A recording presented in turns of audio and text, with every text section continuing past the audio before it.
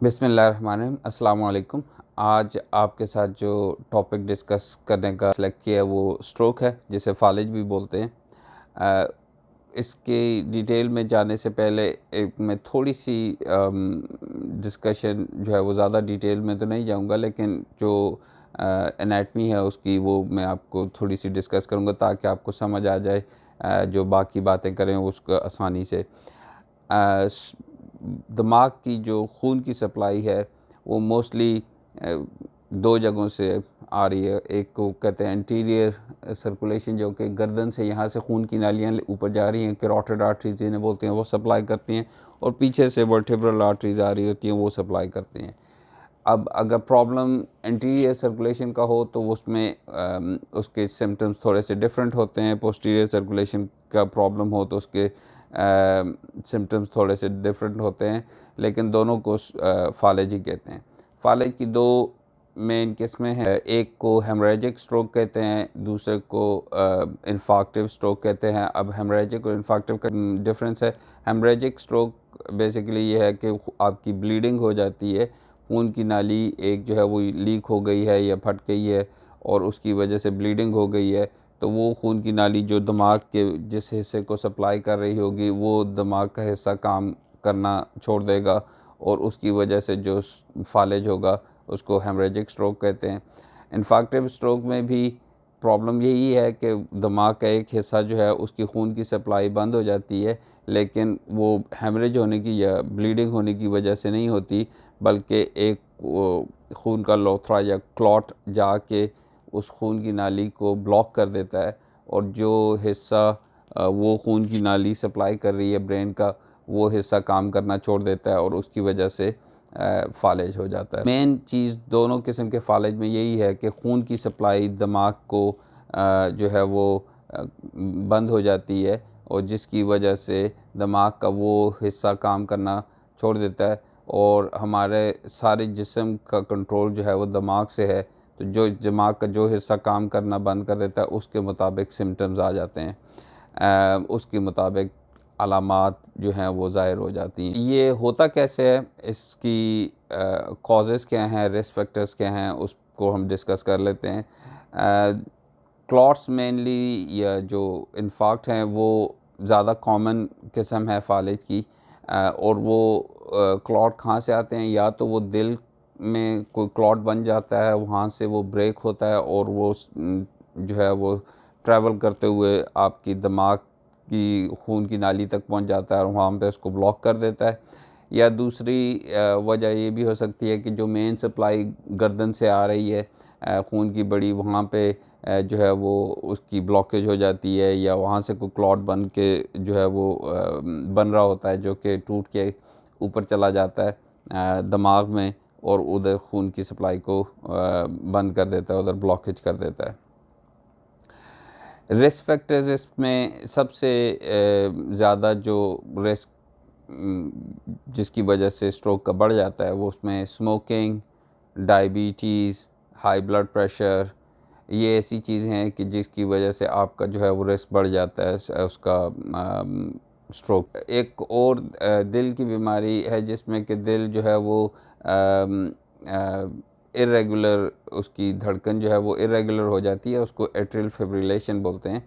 उसमें जो है वो क्योंकि खून की गर्दिश उस तरह से बहुत ज़्यादा नहीं हो रही होती, खून वहाँ पे जाके थोड़ी देर के लिए रुकता है, तो उसकी वजह से ये होता है कि उसमें क्लॉट बनने शुरू हो जाते हैं, वो दिल के अंदर क्लॉट बनते हैं और वो क्लॉट जो है वो कभी ब्रेक हो जाए तो वो दिमाग को जाके वहाँ पे स्ट्रोक कर सकते हैं।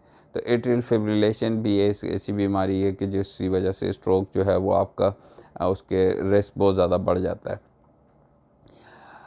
खून की नाली फटती कैसे है, ये इसमें भी मुख्तलिफ जो है वो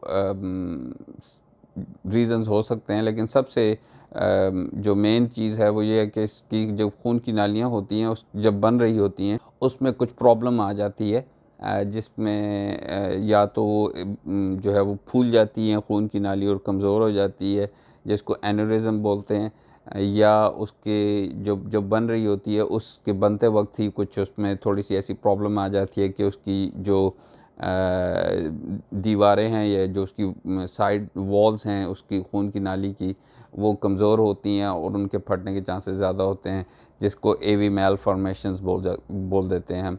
सो एवी मैल फॉर्मेशन या एनोरिज्म से इस किस्म ये ऐसी चीज़ें हैं कि जिसकी वजह से ब्लीडिंग होने के चांसेस होते हैं, ब्लीडिंग का ख़तरा ज़्यादा होता है। जब ये स्ट्रोक हो जाए तो उसके पता कैसे चलता है और या आपने कैसे उसको डायग्नोस करना है, उसकी जो अलामात हैं या सिम्टम्स हैं, वो यूके में हम एक टर्म यूज़ करते हैं फास्ट। बेसिकली उसका मतलब ये है कि फेस, आर्म, स्पीच और टी इज़ फॉर टाइम। अब वो फेस, आर्म, स्पीच क्या है कि सबसे पहले आपने देखना है कि अगर चेहरे पे आपकी कहीं एक साइड पे कमज़ोरी हो गई है, आपका जो है वो जो जो होंठ हैं, लिप्स हैं, वो एक साइड पे जो है वो झुकने शुरू हो गए हैं, आंख बंद नहीं हो रही, या चेहरे की जो सिमेट्री है वो ठीक नहीं नज़र आ रही है आपको, तो ये स्ट्रोक के साइन हैं।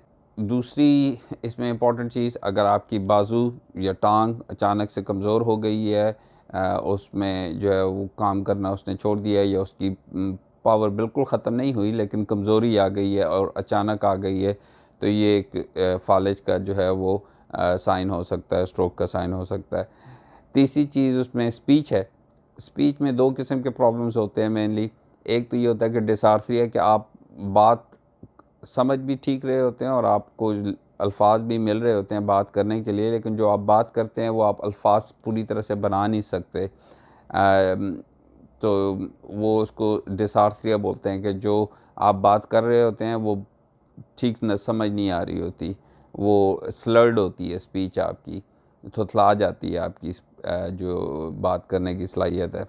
और दूसरा ये होता है कि जिसमें को डिस्फेजिया बोलते हैं टेक्निकल टर्म, उसमें एक्सप्रेसिव और रिसेप्टिव दो किस्म की चीज़ें होती हैं। एक्सप्रेसिव रिसेप्टिव में फ़र्क ये है, रिसेप्टिव का मतलब ये है कि आप जो कोई बात कर रहा है, दिमाग का वो हिस्सा जो कि उसको समझता है और फिर उसके को प्रोसेस करता है और फिर आप उसका जवाब देते हैं, वो प्रोसेस करने वाला हिस्सा जो है वो काम करना बंद कर देता है।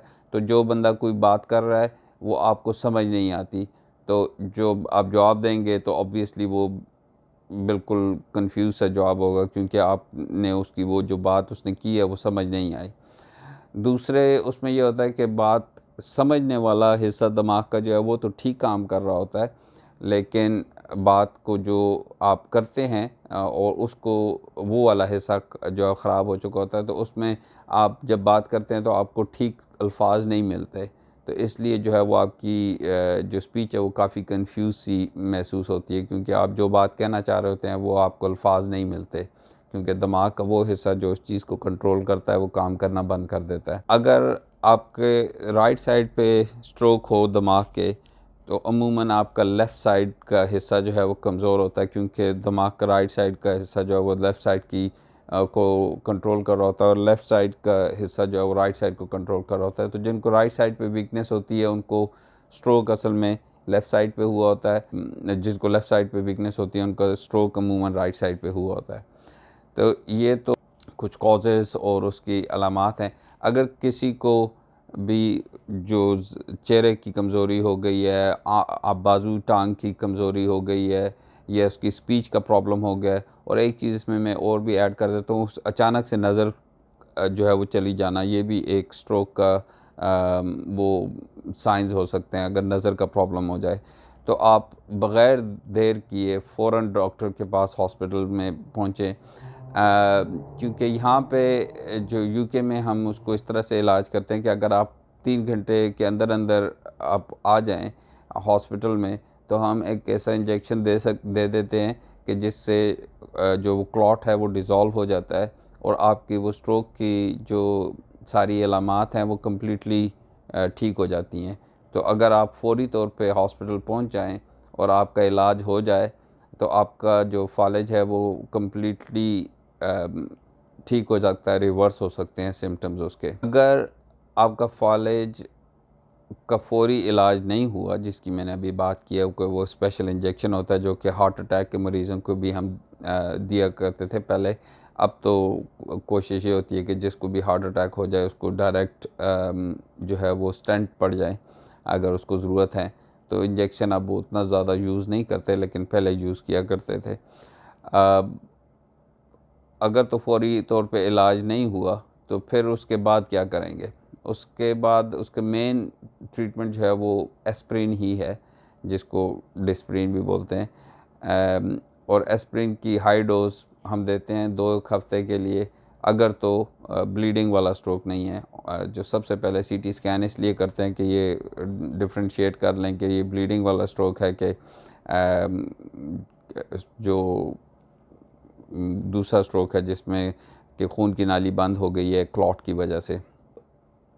अगर तो ब्लीडिंग वाला स्ट्रोक है तो ऑब्वियसली उसके लिए वो इंजेक्शन जो कि खून का वो जो क्लॉट डिज़ोल्व करने वाला है वो इंजेक्शन नहीं दे सकते, क्योंकि उससे तो ब्लीडिंग और ज़्यादा हो जाएगी और उससे फ़ायदा भी कुछ नहीं होगा। तो उसके लिए तो सर्जरी ही एक ऑप्शन है कि अगर न्यूरोसर्जन जो है वो उसको ड्रेन कर सकते हैं, तो वो उसको ड्रेन करने की कोशिश करेंगे। बहुत दफ़ा प्रॉब्लम ये होती है कि उसको ड्रेन करना इतना आसान नहीं होता, और उसकी जो सर्जरी है वो ज़्यादा नुकसान कर सकती है दिमाग में। जो कि ब्लीडिंग है उससे जो नुकसान हुआ है उससे ज़्यादा नुकसान सर्जरी का हो सकता है। इसलिए जो अगर तो खून की जो हेमरेज वाला जो स्ट्रोक है, जिसमें अगर खून की नाली फट गई है, उसमें तो बस वक्त ही जो है वो बताता है कि उसमें कितनी रिकवरी होगी। लेकिन जो क्लॉट वाला जो कि ज़्यादा कॉमन फॉलेज है, उसमें इंजेक्शन दे के तो उसके सिम्टम्स जो हैं वो उसको रिवर्स किया जा सकता है। 2 हफ्ते के लिए ज़्यादा हाई डोज़ वाली एस्प्रिन देते हैं, उसके बाद उसको जो है वो एस्प्रिन की तरह की ही एक और मेडिसिन है जिसको क्लोपेडोग्रिल बोलते हैं, उस पर उसको स्टार्ट कर देते हैं। और इसके अलावा बाकी जो है वो जो उसके रिस्क फैक्टर्स जैसे मैंने बताए थे आपको पहले, कि जिसमें स्मोकिंग हो गया, जिसमें हाई ब्लड प्रेशर हो गया, डायबिटीज़ जो है वो एक इसका बहुत बड़ा रिस्क फैक्टर है। और एएफ जो मैंने दिल की बीमारी का बताया था कि वो इसका रिस्क फैक्टर है। उन जो रिस्क फैक्टर्स हैं उनको ट्रीट करते हैं। जिनका ब्लड प्रेशर ज़्यादा है उनका ब्लड प्रेशर कंट्रोल किया जाता है, जिनकी डायबिटीज़ का प्रॉब्लम है उनकी डायबिटीज़ को जो है वो कंट्रोल किया जाता है।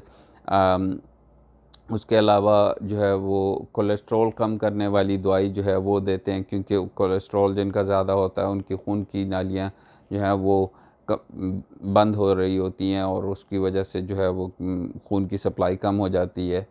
अगर किसी को एएफ है तो उसको स्ट्रोक से बचाने के लिए एक ही तरीका है कि उसको खून पतला करने वाली दवाई देते हैं, जो कि उसका खून को पतला रखे और क्लॉट बनने से जो है वो रोके। स्ट्रोक किन लोगों में ज़्यादा होता है? ज़्यादा इसके जो है वो रिस्क पे तो जो बड़ी उम्र के लोग हैं उन्हीं में होता है। यंग लोगों में भी स्ट्रोक हो सकता है, लेकिन यंग लोगों में बहुत कम होता है स्ट्रोक। तो अगर यंग लोगों में स्ट्रोक हो जाए तो उसके लिए फिर हम देखने की कोशिश करते हैं कि भाई इनमें क्यों हो गया, कोई और बीमारी तो नहीं है जिसकी वजह से स्ट्रोक हो गया। तो स्ट्रोक अमूमन बड़ी उम्र के लोगों में होता है। 50-60 साल से ज़्यादा की जो उम्र के लोग हैं उनमें स्ट्रोक के चांसेस ज़्यादा हैं। जब स्ट्रोक हो जाए उसके बाद एक तो मेडिकल जो उसकी दवाइयों वाली ट्रीटमेंट है उसको तो हमने डिस्कस कर लिया। उसके अलावा मेन जो चीज़ है जो उसकी इलाज में शामिल है वो है उसकी फ़िज़ियोथेरेपी, क्योंकि आपके जो हिस्से काम करना बंद हो गए हैं, दिमाग के बाकी हिस्से जो हिस्सा जो है उसने काम करना छोड़ दिया है, वो उसका कोशिश करते हैं कि वो उसका काम भी ले लें अपने हिस्से में और वो काम करना शुरू कर दें। तो इसलिए फ़िज़ियोथेरेपी जो है वो काफ़ी इम्पोर्टेंट है। उससे स्ट्रोक के जो सिम्पटम्स हैं जो कि आपकी कमज़ोरी हो गई है उसमें काफ़ी फ़ायदा होता है। तो इसलिए फ़िज़ियोथेरेपी एक मेन ट्रीटमेंट है स्ट्रोक होने के बाद। उसके अलावा अगर आपकी स्पीच का कोई प्रॉब्लम हो गया तो स्पीच के साथ साथ निगलने की जो सलाहियत है वो भी उसमें भी कमी आ जाती है। उसके लिए स्पीच एंड लैंग्वेज थेरेपिस्ट होते हैं, वो आपकी जो है वो आके रिव्यू करते हैं और वो जो है उस पे काम करते हैं आपकी स्पीच पे, और आपकी स्पेशली निगलने की जो सलाहियत है उस पे काम करते हैं। फिर तीसरी इम्पॉर्टेंट चीज़ होती है जिसको ऑक्यूपेशनल थेरेपिस्ट बोलते हैं, कि अगर आपकी जो कमज़ोरी है वो पूरी तरह से ख़त्म नहीं हुई तो आप किस तरह से अपनी ज़िंदगी गुजार सकते हैं, आपकी जो लाइफस्टाइल है उसको किस तरह से एडजस्ट करें ताकि आपके लिए मुश्किल ना हो। तो घर पे कोई चेंजेस करनी हो, कोई आपको ऐसा इक्विपमेंट चाहिए हो जो कि आपके चलने में मदद करे, बाकी जो ज़िंदगी के नॉर्मल काम हैं उनमें जो मदद करे, तो वो उसमें जो चेंजेस, लाइफस्टाइल की जो चेंजेस हैं या कोई इक्विपमेंट ऐसा चाहिए, उसके लिए ऑक्यूपेशनल थेरेपिस्ट जो हैं वो असेसमेंट करते हैं और वो फिर उसके मुताबिक, अपनी असेसमेंट के मुताबिक आपको वो चीज़ें प्रोवाइड करते हैं। ये तो उसकी सारी ट्रीटमेंट का है। उसमें आपने देख लिया कि मेडिकल ट्रीटमेंट जितनी इम्पॉर्टेंट है उतनी ही ज़्यादा उसकी जो बाकी ट्रीटमेंट्स हैं वो इम्पॉर्टेंट हैं, जिसमें फ़िज़ियोथेरेपी आ गई, स्पीच एंड लैंग्वेज थेरेपिस्ट आ गए, ऑक्यूपेशनल थेरेपिस्ट आ गए। ये लोग जो हैं ये भी उतने ही इम्पॉर्टेंट हैं जितने कि दवाइयाँ इम्पॉर्टेंट हैं। और दवाइयाँ जो है उनको हम अमूमन कहते हैं सेकेंडरी प्रिवेंशन, कि जो अगर शुरू में जो इंजेक्शन वाली मैंने बात की थी कि वो अगर इलाज हो जाए तो वो तो ठीक है, वरना उसके अलावा कोई भी इलाज ऐसा नहीं है स्ट्रोक का कि जो आपकी जो सिम्टम्स हैं उनको रिवर्स कर दे। वो टाइम के साथ ही होंगे और फिज़ियोथेरेपी और इन चीज़ों के साथ होंगे। तो ऐसी कोई दवाई नहीं है कि जो आप खाएं और आपके जो है फ़ौरन से आपके सारे सिम्टम्स ठीक हो जाएं फ़ालिज के। तो एक दफ़ा जो आपके दिमाग का डैमेज हो गया है वो परमानेंट है, वो वहीं पे रहेगा। आपके जो फंक्शंस हैं बॉडी के वो इम्प्रूव हो सकते हैं, लेकिन उसके लिए वो थेरेपी जो है वो इम्पॉर्टेंट है। बाकी जो हम ट्रीटमेंट करते हैं वो दोबारा से स्ट्रोक ना हो जाए उसकी प्रिवेंशन के लिए करते हैं, या उसको सेकेंडरी प्रिवेंशन बोलते हैं। तो इसलिए स्ट्रोक की ट्रीटमेंट से ज़्यादा प्रिवेंशन ज़रूरी है, बल्कि ट्रीटमेंट तो उस इंजेक्शन की जो मैंने आपसे बात की है पहले भी, उसके अलावा और कोई ट्रीटमेंट है ही नहीं। तो इसलिए इसकी प्रिवेंशन ही इम्पॉर्टेंट है। और स्ट्रोक से बचने का तरीका ये है, ये इसको प्राइमरी प्रिवेंशन भी बोलते हैं, कि स्ट्रोक होने से पहले ही जो रिस्क फैक्टर्स हैं उनको कंट्रोल किया जाए। और उसमें मैंने आपको जैसे बताया कि जो डायबिटीज़ के मरीज़ हैं उनका रिस्क बहुत ज़्यादा हो जाता है, और डायबिटीज़ की जो वीडियो बनाई थी उसमें भी मैंने ये ज़िक्र किया था कि डायबिटीज़ ख़ुद तो अगर फ़ौरन से आपको इतना बीमार नहीं करती, लेकिन उसकी कॉम्प्लिकेशंस जो हैं वो ज़िंदगी में बहुत सारी हो सकती हैं। तो उसके लिए आपका डायबिटीज़ का अच्छा कंट्रोल बहुत ज़रूरी है, और डायबिटीज़ जो है उसको आप इग्नोर ना करें, उसको सीरियसली लें और अपना कोशिश करें कि डायबिटीज़ आपकी जो है वो बेहतर कंट्रोल रहे, क्योंकि इसकी कॉम्प्लिकेशंस जो हैं उसमें एक फ़ालिज भी है। उसके अलावा अगर कोई सिगरेट पीता है तो उसके रिस्क फैक्टर्स में, मेजर रिस्क फैक्टर्स में शामिल है।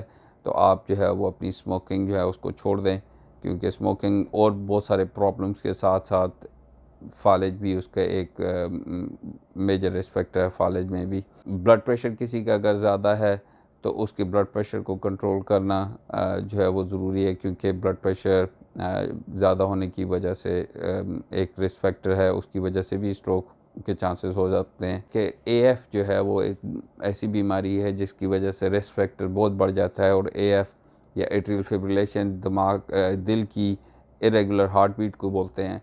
और अगर किसी शख्स में वो चीज़ मौजूद है, जो खून पतला करने वाली दवाई है एंटीकोगुलेशन, उस पे लाजमी होना चाहिए। उसकी वजह से स्ट्रोक का रिस्क बहुत बढ़ जाता है। और अगर हम उसको खून पतला करने वाली दवाई पे नहीं डालें तो उनके चांसेस होते हैं कि उनको स्ट्रोक हो सकता है। तो ये इसकी मेन प्रिवेंशन है। फ़ालिज किसी को एक दफ़ा हो जाए तो इसका मतलब है उसमें ये सारे रिस्क फैक्टर्स मौजूद हैं। तो अगर उनकी वो सेकेंडरी प्रिवेंशन ना करें तो फ़ालिज दोबारा भी हो सकता है। तो इसलिए हम जब भी किसी को फ़ालिज होता है तो जो दवाइयाँ देते हैं वो दोबारा फ़ालिज होने से बचाने के लिए देते हैं। जिसको एक दफ़ा फ़ालिज हो चुका है उसको रिस्क रहेगा दोबारा भी होने का। फ़ालिज के साथ ही एक इसकी इससे मिलती-जुलती चीज़ है जिसको ट्रांसिएंट इस्केमिक अटैक या टीआईए बोलते हैं, मिनी स्ट्रोक भी बोल सकते हैं। बेसिकली वो फ़ालिज के ही सारे सिम्पटम्स होते हैं, लेकिन वो 24 घंटे से के अंदर अंदर ख़ुद ही सारे ठीक हो जाते हैं। वो उसमें होता क्या है कि वो खून की जो ब्लॉकेज है वो थोड़ी देर के लिए होती है और उसके बाद वो ब्लॉकेज खुल जाती है।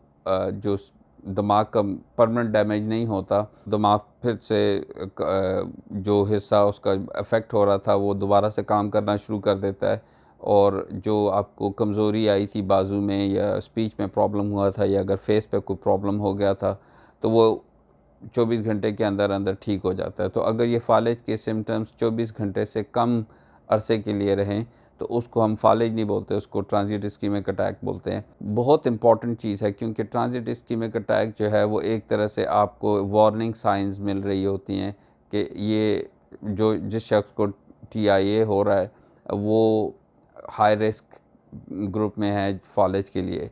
अगर उसका उस वक़्त से हम प्रिवेंटिव मेजर्स जितने भी मैंने आपको पहले बताए हैं अगर वो ना करें तो उसके फालिज के होने के इसमें चांसेस बहुत ज़्यादा होते हैं। तो अगर कोई ऐसा मरीज़ है कि जिसको फालिज जैसे सिम्टम्स हुए थे, उसकी वो फालिज वाली अलामात हुई थी लेकिन वो थोड़ी देर के लिए थी, 1 घंटा 2 घंटा आधा घंटा, और फिर वो ख़ुद ही ठीक हो गई हैं, तो उन लोगों को तो अपने जो फिज़िशियन है उनसे मशवरा ज़रूर करना चाहिए क्योंकि वो बहुत ज़्यादा हाई रिस्क पे होते हैं फालिज होने के, और उनको अपने लाइफस्टाइल में जो चेंजेस करनी है वो ज़रूरी हैं कि अगर वो स्मोकिंग करते हैं तो स्मोकिंग फ़ौरन से छोड़ दें।